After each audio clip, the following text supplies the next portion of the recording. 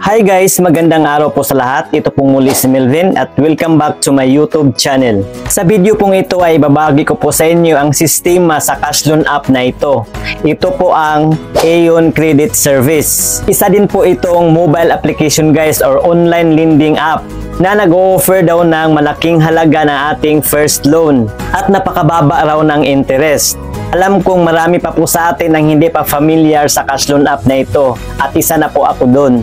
Ngayon ko lang po talaga narinig itong Aeon Credit Service guys. Na-discover ko lang kasi ito dahil sa mga isa sa nag-comment sa aking video nung nakaraan. At yun, ni-research ko agad at totoo nga. 2.25% lang po ang kanilang interest. Monthly po yan guys. Parang J-loan lang po guys. Mas mataas pa nga konti yung J-loan kasi 2.55% interest doon. Samantalang dito sa Aeon ay 2.25% lang. At mula 6 months hanggang 12 months ang kanilang loan term. At ang offer po nilang halaga guys na kailangan nating hiramin ay mula 6,000 pesos hanggang 150,000 pesos. At pwede rin po tayong makapag-apply ng product loan dito guys tulad ng mga appliances, furniture o mga gadget. Parang home credit din po ang kanilang sistema guys. Kaya lang po, medyo mahigpit lang po sila sa mga requirements. 2 valid IDs ang kinakailangan nila guys sa mga employed or mga contractual.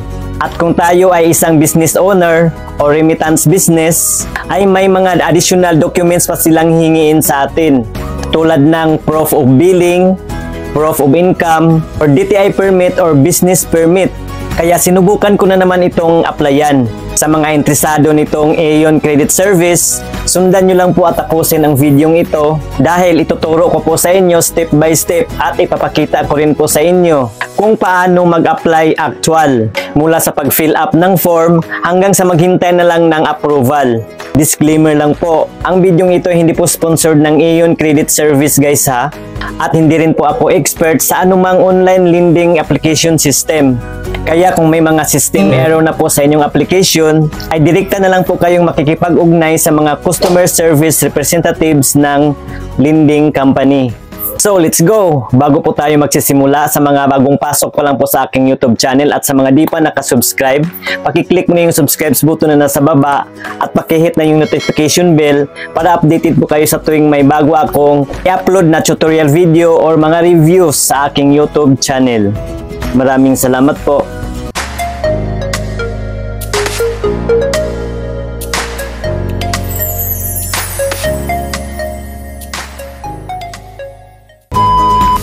So ayan po guys, dahil bago pa lang po tayo dito sa Aeon, ay dadaan muna tayo sa Play Store para i-download ang application ng Aeon Credit Service. I-search lang natin sa search bar, Aeon.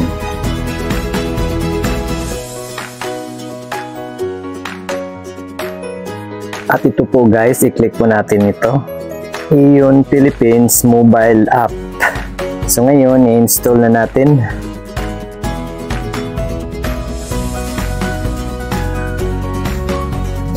At ayan po, install na po siya. I-open na natin.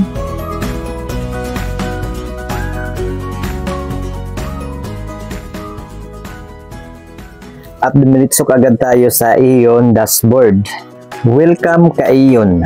So ito po yung mga features and services ng Aeon guys. Ito po yung sinasabi kong product loan, itong installment loan. At kung gusto natin ng cash, ito po yung personal loan. So ngayon, ang a-applyan natin ay cash loan. So dito po tayo sa personal loan. Pero bago po tayo mag-avail niyan guys, ay kailangan pa tayong mag-register sa kanilang app. Kailangan po ay gagawa pa po tayo ng account para ma-avail natin ang iba't ibang features at services ng Aeon. So i-click muna natin itong may arrow dito guys, may nakalagay na click here para makapag-register na po tayo. And then click natin itong create account. So ito po yung mga steps na ating pagdaanan. Just enter our mobile number and request for our one-time password. Swipe lang natin sa kaliwa. I-enter ang one-time password na sinend sa ating registered mobile number. So kayo na lang pong magbasa dyan sa iba guys. At pagkatapos nating mabasa, i-click na natin itong proceed. So dito na po natin ilagay ang ating active mobile number. And then click request OTP. At dito po natin ilagay yung OTP na sinend sa ating mobile number. At kapag wala po tayong na-receive na OTP within 5 minutes, ay i-click lang natin itong resend code dito sa baba guys. At pagkatapos nating mailagay ang ating OTP ay automatic na po yung magni-next. We need to access your camera and device storage to continue using Aeon Philippines Mobile. I-click lang natin itong OK. And then click while using the app. While using the app pa rin. So ito na po ang panimula ng ating account registration guys. Ito na po ang mga basic account information na hinihingi ng Aeon. Magsimula sa ating first name, middle name, ating apelyido, ang ating surname, and then ang ating name suffix. Kung junior ba tayo, senior, the second, the third, etc. Pero kung wala, not applicable lang po. Next po ay ang ating active email address. Next po ay ang ating date of birth. Next po ay ang ating primary ID type. So ito po yung mga valid ID na tinatanggap ng Aeon guys. SSS, GSIS, UMID, passport, driver's license at national ID. So primary pa lang po yan guys. So halimbawa sa akin ay itong driver's license. I-click ko lang itong driver's license. And then ito sa baba, ilagay po natin ang ID number. Next po ay i-enter po natin ang ating 6-digit PIN. Gagawa po tayo ng 6-digit PIN para gamitin natin ito kapag mag-login po tayo sa ating Aeon account. So yan po ang sample guys. Pagkatapos niyan, i-click natin itong may arrow guys. Next page po yan. So ngayon guys, ay picturean na natin ang ating valid ID. So may mga reminders pa dito guys. Kailangan ang ating ID ay naka-align sa frame.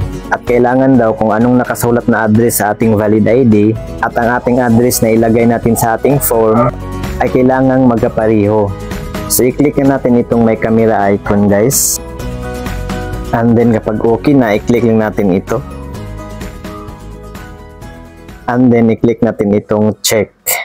Kailangan hindi po blurred ang pagkakuha guys ha. Next po ay magsi-selfie na po tayo. So kailangan wala po tayong mga accessories sa mukha tulad ng mga sunglasses, shades or face mask. So i-click lang natin itong camera icon. Automatic po itong magka-capture guys ha.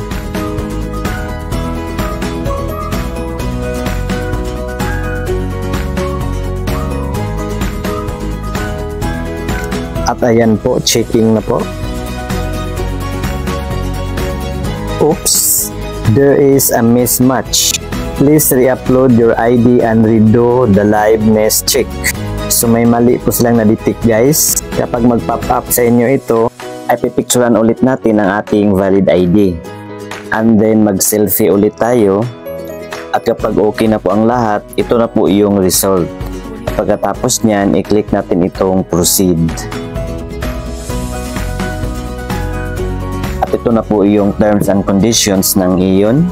Scroll up lang natin kung gusto nating basahin. Kayo na pong bahalang magbasa.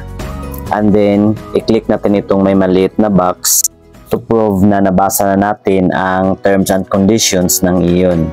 And then, click po natin itong OK. Success! OTP was sent to your email. If does not appear in your email inbox, please check your junk and spam folders. So, i-click na natin itong open email app para makuha na natin yung OTP guys. At kapag wala daw sa inbox, ay sa junk or sa spam natin nahanapin. So, ito na po guys, i-click lang natin itong Aeon Credit Service. At dito nakalagay ang ating OTP. I-copy lang natin ito guys. And then, balik po tayo doon sa Aeon app. And then, i-click natin itong proceed. Dito natin ilagay yung OTP. And then, automatic na po yung magni-next. Success! You have successfully registered. Proceed now to login. So, i-click na natin itong login. So, i-click natin itong login via PIN. So, yun po ang ilagay natin dito, yung ginawa nating 6-digit PIN. At ayan po, dito natin ilagay yung 6-digit PIN na ginawa natin kanina. At ayan po guys, may account na po tayo sa Ion Credit Service. So ngayon, patuloy na po tayo sa paglo-loan ng pera. Tulad ng sinabi ko guys, kung gusto po natin ng product loan, ay itong installment loan ang i-click natin. Ngayon, dahil pera ang gusto nating hiramin, ay itong personal loan ang i-click natin. And then, i-click natin itong regular application. So, dito na po tayo sa first page, ang ating personal loan retail. So, ito na po yung ating loan form. At dahil nakapag-register na po tayo, ay automatic na po naka-fill up dito ang ating mga personal information. So, i-scroll up na lang natin guys. Dahil may ibang information pa po tayong papilapan dito sa baba. So, dito po tayo sa other ID type. So, ito po yung pangalawang ID na hinihingi ng Ion sa atin. SSS ID, GSIS, UMID, Passport, PRC, Driver's License, Voter's ID, Postal ID, TIN, PhilHealth, Pag-ibig ID, Barangay Certificate, Company ID, NBI Clearance, Police Clearance, OFW ID, Senior Citizen Card, National ID, National ID check. So, halimbawa sa akin guys ay PhilHealth. And then next ay ilagay po natin dito ang ID number. Next po ay ang ating residence type. Anong type daw ang ating tinitirhan? So, may mga pagpipilian po tayo dito guys. Itong owned ba? Parent owned? Mortgage? Rented? Or others? So, halimbawa, ang pinili ko dito is owned. Pero kapag rented yung pinili natin, ay kailangang ilagay po natin dito kung magkano ang ating renta. Next po ay ilagay po natin dito kung ilang taon na po tayong naninirahan sa lugar natin. Next po ay ilagay po natin dito kung anong house, lot, or unit number. Next po kung anong building or village and street name. Next po kung anong area. So kayo nilang pong balang pumili dito kung anong region kayo.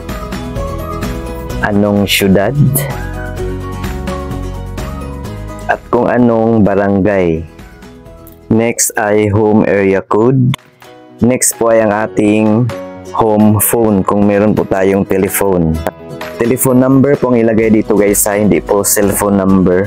Next po ay ang ating educational level, kung ano po ang natapos natin. Next po guys ay may mga katanungan dito sa baba. Una, kung may mga relatives daw po ba tayo nagtatrabaho sa mga government or local government, maging sa barangay ba or city hall. I-skip ko lang itong susunod guys dahil no po ang nilagay ko. Kung yes po ang ilalagay nyo, kailangan fill upan din ninyo itong nasa baba. So, diretso na po ako dito sa work information. So, dito na po tayo sa ating company name. Kung business owner po tayo, pangalan po ng ating negosyo. Next po, kung anong nature of business meron tayo. So, halimbawa guys, ay itong business owner ang pipiliin ko. Next po yung ating employment type. Pwede natin i-skip ito guys kung business owner yung nature sa ating business. Pero kapag naninilbihan po tayo ay itong employed ang ilalagay natin. At next ay itong ating employment status. Sa mga business owner dyan ay skip lang natin ito. Pati itong position. Next po ay itong ating occupation. So owner lang ating ilagay. So kayo na lang pong bahalang maglagay sa inyong mga business address. Next po ay ang company phone number. Next ay years employed. Next po ay months employed. Next po ay kung magkano ang sweldo. Sa mga ano po ito guys ha, sa mga nagtatrabaho. Next po guys, dito na po tayo sa ating reference data. Character reference po ang tawag nito sa ibang lending application. So, 3 contact reference ang hiningi ng Ion guys. So, kayo na lang pong bahalang maglagay. At kailangang mailagay natin dito ang kanilang first name, middle name, kanilang last name, cellphone number, address, at kung ano po ang relasyon ninyo. At pagkatapos niyan guys, dito na po tayo sa ating cash loan details. So mamili po tayo kung ano po ang loan term ng gusto natin. 6 months ba, 9 months, or 12 months. Next po ay ang amount of loan. Kung magkano ang gusto nating hiramin. Halimbawa sa akin is 5,000 pesos. Next po ay mamimili po tayo dito kung ano po ang purpose natin kung bakit tayo nag-loan. Halimbawa sa akin is for business. Next po ay loan disbursement method. So wala po tayong ibang pagpipilian dito guys. Remittance lang po talaga. At pagkatapos niyan, i-click natin itong next.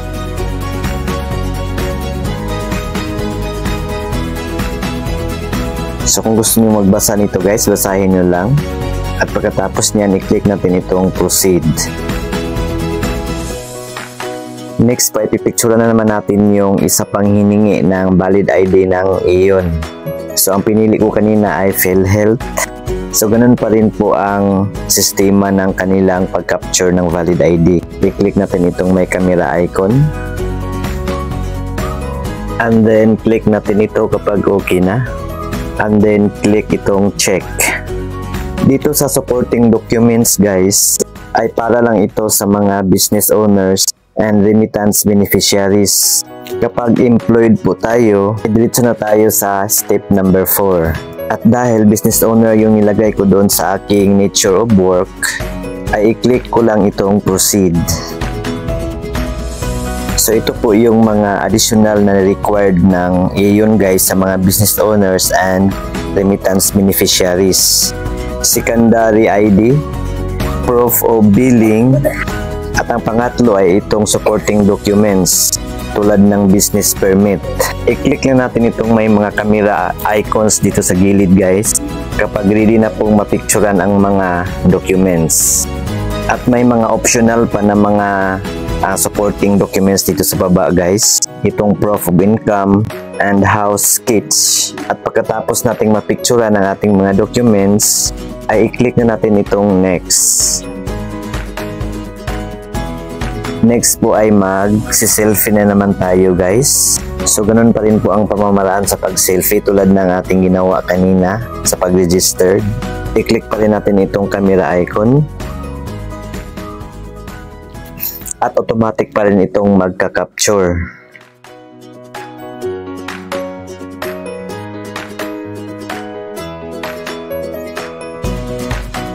And then click natin itong proceed. So dito na po tayo sa ating finalize loan. In order to send one-time password or to proceed with the application, you must agree to our terms and conditions. So i-click na natin itong view terms and conditions guys. So kayo na lang pong bahalang magbasa kung gusto niyong basahin. And then dito sa baba, i-click natin itong may maliit na box. And then click OK.